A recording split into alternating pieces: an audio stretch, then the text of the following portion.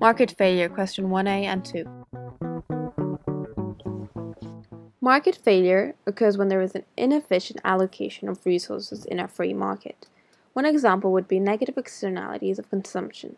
These happen when the consumption of a good or service creates external costs that are harmful to third parties. One example would be cigarette smoking, which creates negative social benefits from its consumption. The private benefits of smoking to smokers is the satisfaction they gain from smoking, but this creates external costs.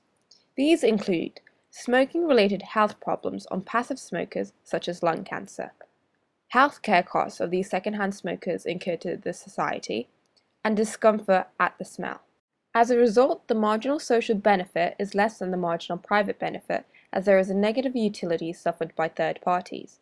In a free market, cigarette consumers will maximize their private utility and consume at a level where marginal social cost equals marginal private benefit. They will not consider or pay for the negative externalities generated by their smoking. As a result, cigarettes will be overconsumed. Smokers will consume Q1 packets of cigarettes at a price of P1. The social efficient output is at Q2, and so there is an overconsumption of Q1 to Q2. Since marginal social cost was greater than marginal social benefit for these units, there is a welfare loss to the society, which means the loss of consumer surplus plus producer surplus. This is represented by the shaded triangle ABC. Cigarette smoking causes a problem to society, and if there is no intervention by a government in the cigarette market, resources will be over-allocated toward this market, which results in market failure. Another example of market failure is negative externality of production. This happens when the production of a good or service creates external costs that are harmful to third parties. One example would be air pollution created by airplanes. Airplanes emit exhaust fumes that are harmful or even toxic when inhaled and can create respiratory problems for the people in the society.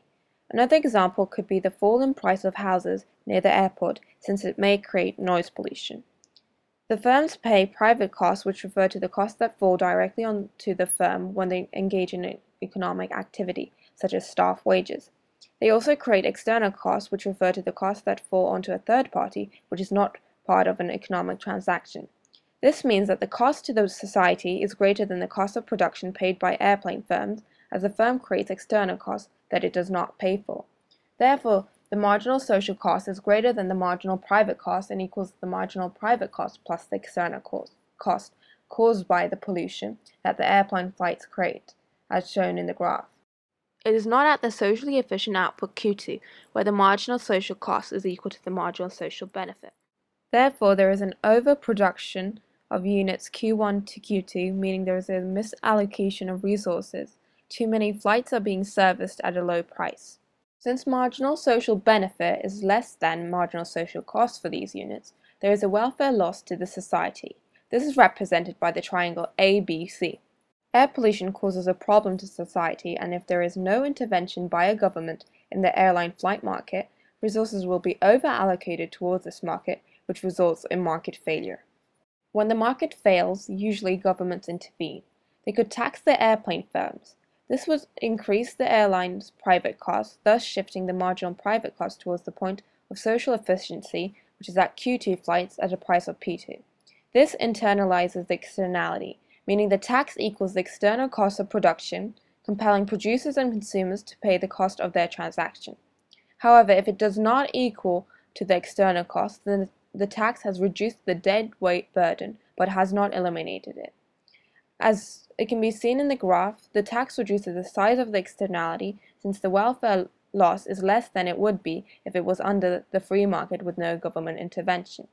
The tax revenue generated could be used to invest in research for reducing the impact of fumes emitted from airplanes or invested in other sectors such as education. The tax has reduced the market failure caused by airplane flights by bringing the output down towards the optimal level of Q2, but there are issues with this solution. Firstly, the tax raises the cost of production of airplane firms, shifting the supply curve to the left. This leads to an increase in price and a decrease in quantity demanded and supplied for airplane flights. Consumers would need to pay higher prices for their flights. The tax may also shrink the market of airplane flights, and as a result it may lead to unemployment in the market. In addition, it is difficult to calculate the amount of pollution created and to place a value on it, and to figure out which airline firms are polluting and to what extent each one is polluting. The government would also need to spend a lot of money for inspections and in determining the tax values for each firm. Finally, it is argued that taxes reduce pollution but do not stop it, and that society still inhales the harmful fumes emitted by airplanes. The government could also pass measurable environmental standards that a flight firm must meet. To achieve these standards, the firm would pay for new technology, shifting the marginal private cost to the left. This would increase the price and decrease the quantity supplied and demanded, since the cost of production has increased. In the long run, as the firms demand more of harmless exhaust technology, the market for this technology would expand and jobs would be created in this sector, while reducing pollution. However, the cost of implementing these standards may be greater than the cost of pollution. A market-based solution could also reduce the externality by using the price mechanism. Property rights could be extended so that third parties could negotiate with the flight firms. This is known as the coast theorem. The firm and the affected people would come together in a bargaining solution where the affected people are compensated. This would reduce the high cost of government spending in order to reduce the externality. However, since the property rights are concerned with air, it is difficult to resolve the externality using Coase's theorem. The airplane flight firms would not be likely to say they caused the pollution, and it would be hard to compensate each and every individual. Lastly, a government could issue tradable permits, also known as the cap and trade system. This is a market-based solution to negative externalities of production. Airplane flight firms would be able to pollute up to a certain level using these permits. They could then buy, sell, or trade the permits on the market. This gives an incentive to firms to pollute as little as possible. If it pollutes more than it is allowed, it would need to buy permits from other firms, which would increase the cost of production for the firm. If a firm pollutes less than the permit allows, it can sell it and make money. There are issues with this policy. It is difficult for the government to decide on the acceptable level of pollution, and it's difficult to measure pollution. Also, the government would need to spend a huge amount of money to implement the cap and trade system, and also in hiring analysts. The permits also seem like an attempt to reduce pollution, since firms will simply bear the cost of polluting. In the long run, some firms will pollute more heavily while some might not.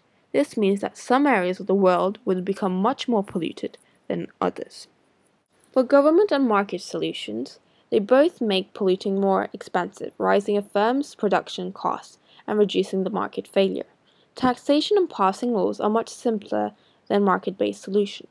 The amount of fuel a flight consumes would be calculated and converted into levels of pollution, and the firm would have to pay a fixed fee per ton of pollution output.